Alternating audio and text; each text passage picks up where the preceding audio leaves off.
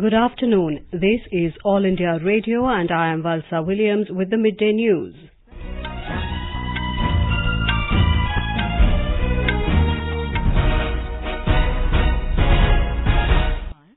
The headlines.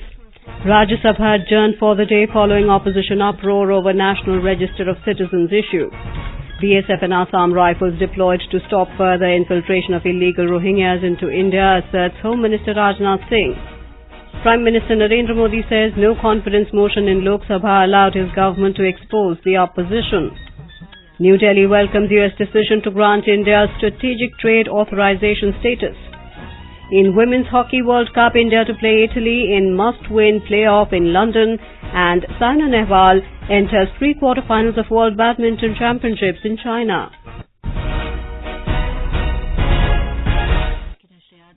The Rajya Sabha was adjourned for the day amid continuous protests by opposition members over the issue of the National Register of Citizens.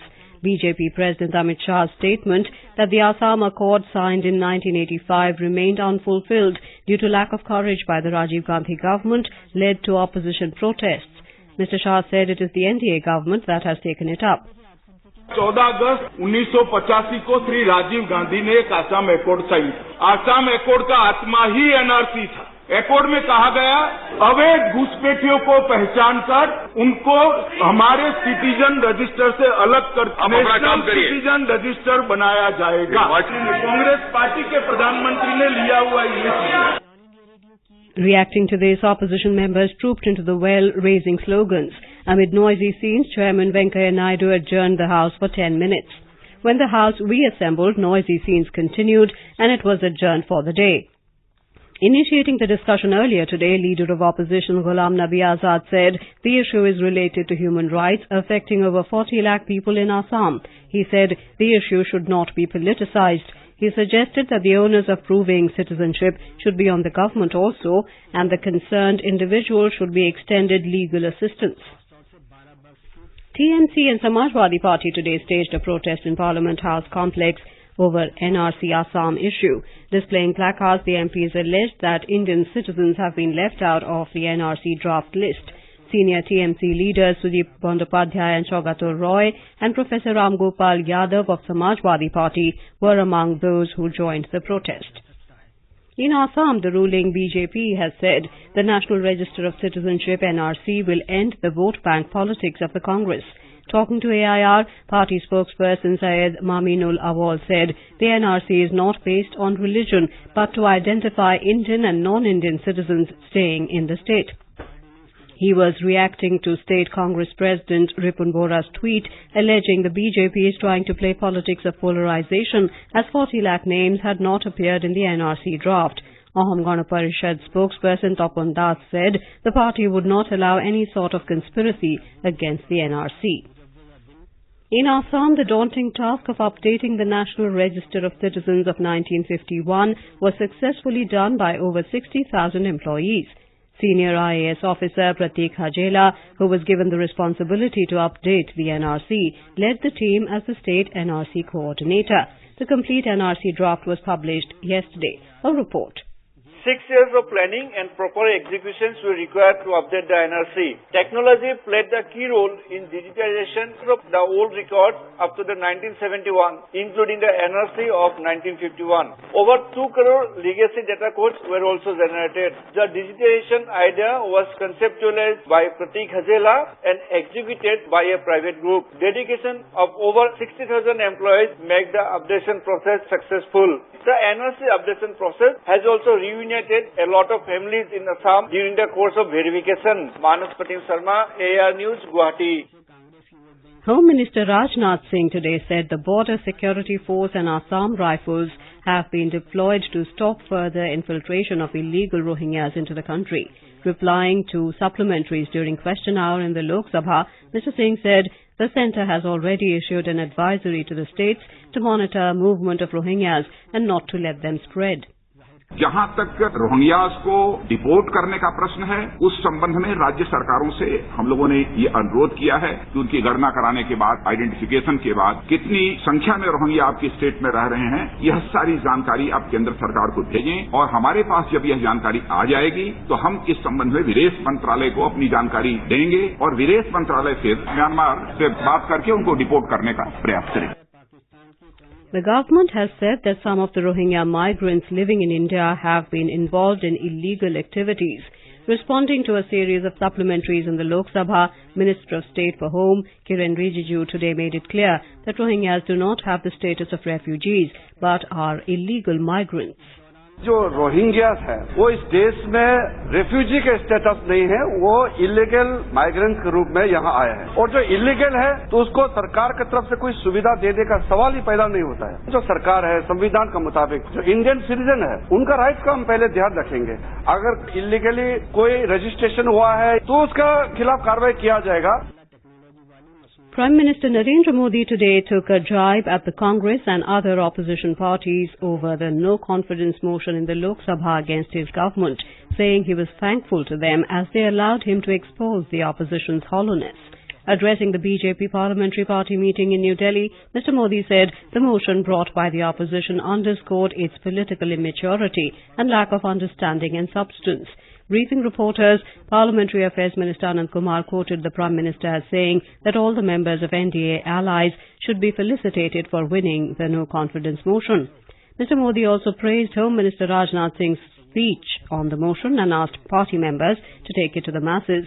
Mr. Kumar said two important bills were also discussed during the meeting.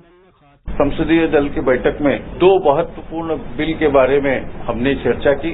एक OBC commission को संवैधानिक दर्जा देने के बारे में जो संविधान संशोधन आ रही है और उसके साथ दूसरे सदन में जो ट्रिपल तलाक आ रही है, इन दोनों बिल पारित करने के लिए सत्ता पक्ष हर एक के साथ बात करेगी।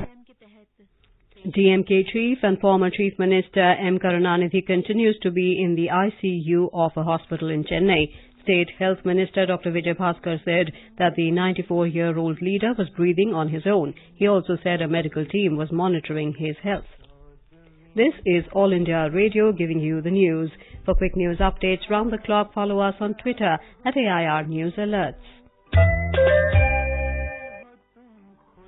India has welcomed the US government's decision to move it into Tier 1 of the Department of Commerce's Strategic Trade Authorization License exception. In a press release, the External Affairs Ministry said India is looking forward to the US side operationalizing the decision at an early date. It said it is a logical culmination to India's designation as a major defense partner of the US and a reaffirmation of India's impeccable record as a responsible member of the concerned multilateral export control regimes. The NEA said this step will further facilitate India-US trade and technology collaboration in defense and high technology areas.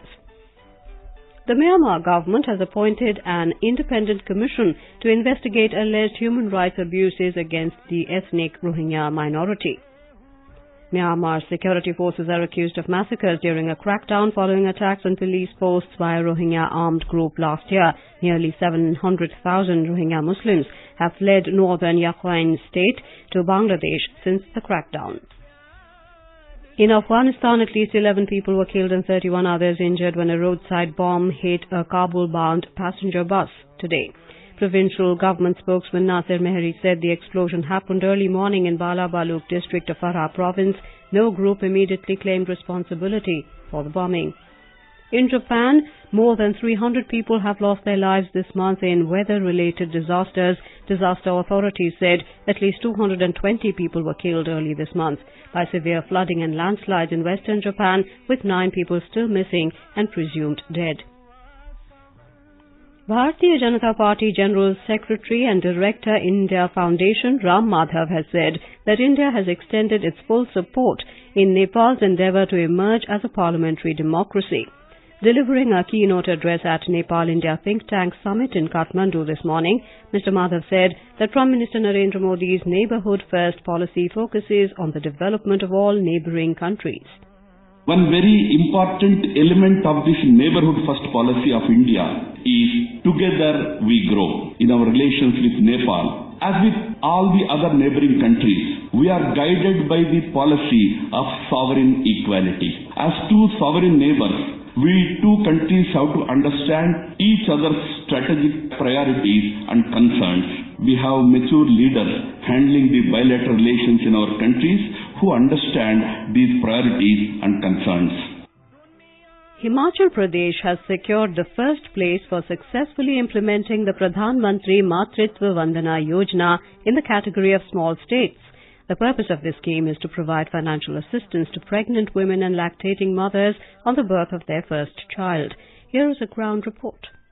The Union Government has introduced the Pradhan Mantri Matritva Vandana Yojana for the benefit of pregnant and lactating mothers. Himachal Pradesh has been ranked number 1 state in the country of the small state in the successful implementation of this scheme. Besides this, the state stood second in the category of big states. This scheme was launched last year in this state. The people of Kangra district are very much satisfied with this scheme. In Kangra district, 11,973 pregnant and lactating women got benefit under this scheme so far. Pregnant and lactating mothers are given financial assistance of 6,000 rupees on the birth of first child. According to beneficiaries, the scheme is proving to be helpful for pregnant mothers of the state. मेरा नाम शिखा रैना है। मैं बारी गांव की रहने वाली हूँ। ये बहुत अच्छी योजना है जो सरकार ने हमें प्रदान की है। इससे काफी सुविधा मिली हमें रुपए मिले, 2 किस्तों में मिले वो भी। इससे बच्चों के लिए आगे भविष्य के लिए काफी अच्छा है। District Program Officer from Kangra, Ranjit Kumar said 21,400 women have applied for Pradhan Mantri Matritva Vandana Yojana in the district. Total जो हमारे लाभपात्री हुए हैं वो 11,973 हैं और हमारे पास लगभग 21,401 एप्लीकेशंस आ चुकी हैं। The Union Government has started the Pradhan Mantri Matritva Vandana Yojana with the objective to reduce the death rate of newborns and pregnant women in the country, and positive results are coming out.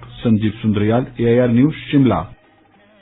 Madhya Pradesh government will observe Independence Day Eve as Shaheed Samman Divas to honour martyrs.